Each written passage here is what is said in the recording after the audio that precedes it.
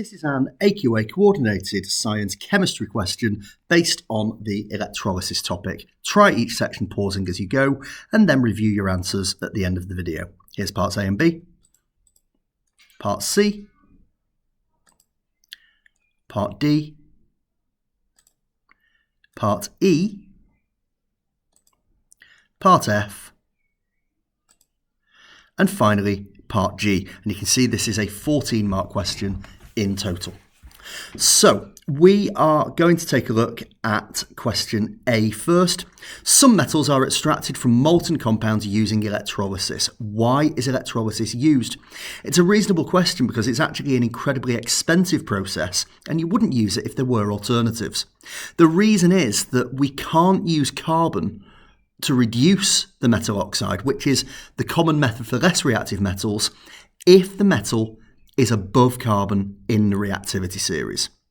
So if the metal is too reactive to be extracted using carbon, we use electrolysis instead. Aluminium is produced by electrolysis of a molten mixture. What two substances does it contain?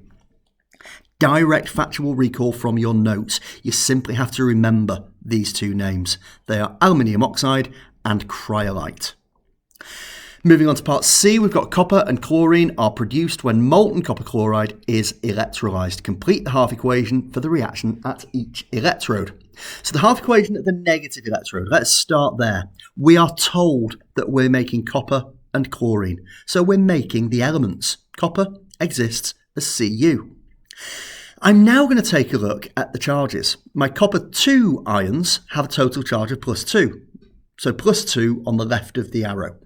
But my charge on copper metal is 0. I need to have the same charge on both sides. You will always balance charge by adding electrons. In this case, you add 2 electrons to the left-hand side, and now both sides have an overall charge of 0. If we take a look at the half equation at the positive electrode, we've got 2 Cl minuses. We're making Cl, but actually more than that. You have got to remember that all of the halogens, along with hydrogen, nitrogen and oxygen, are diatomic molecules. H-NOF Colbriat are the diatomic molecules. And so chlorine exists as Cl2. Now that actually balances it for you already because we started with 2 Cl minus. But again, on this, we aren't balanced for charge. I've got a -2 charge on the left. I've got a 0 charge on the right.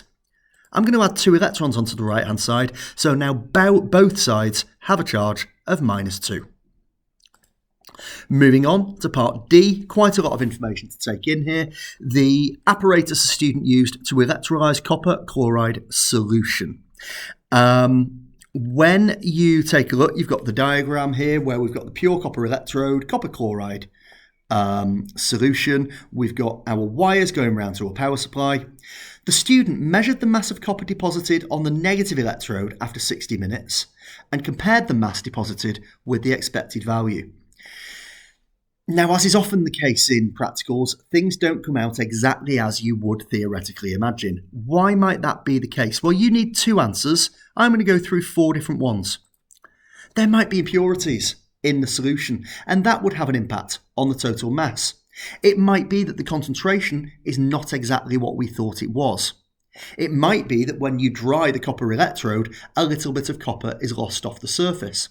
And it might be the current wasn't quite high enough or was maybe too high. And that would also impact on how much copper was deposited.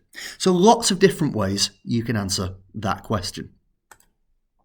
Moving on to part E, where we have the expected mass of copper produced each minute. Determine the expected mass of copper after 24 hours. So we've got a graph here that takes us to about 33 minutes. I'm going to suggest you look at the first 30 minutes. And I've added some lines on.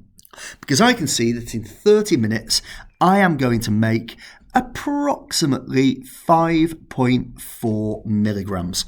I can do that just by reading across the graph. So to clarify, that's 5.4 milligrams after 30 minutes. Now we want to know after 24 hours. So if we change that 30 minutes to half an hour, I multiply that by 48 to give me the expected value after 24 hours. And that gives me a value of 259 milligrams. Then we move on to part F. Silver nitrate solution is electrolysed, and figure 3 shows the change in mass over 10 hours. Determine the mass of the negative electrode at the start of the experiment. So this is graph reading, but you need to read it very, very carefully, because what we can see is that each tiny square is worth 0.5, and it's starting halfway between the line for 5 grams and the line below it. So we are going to anticipate that it's somewhere between 4.5 and 5. We're actually going to say it's exactly halfway between. So we want 4.75 grams. Finally, we're going to calculate the gradient of the line in figure 3. So it's a straight line, so we don't need to worry about tangents, but we do need to know that the gradient is measured by change in y over change in x. I'm simply going to do that over the whole length of the line that we have. And I can see that I have gone from 4.75 to 6.75. I've gone up by 2. And my time has gone up by 10. So my gradient is 0.2. In terms of the units, you simply substitute the units into the same calculation. Grams over hours. So that becomes grams per hour. That takes us to the end of this question. Thank you for listening.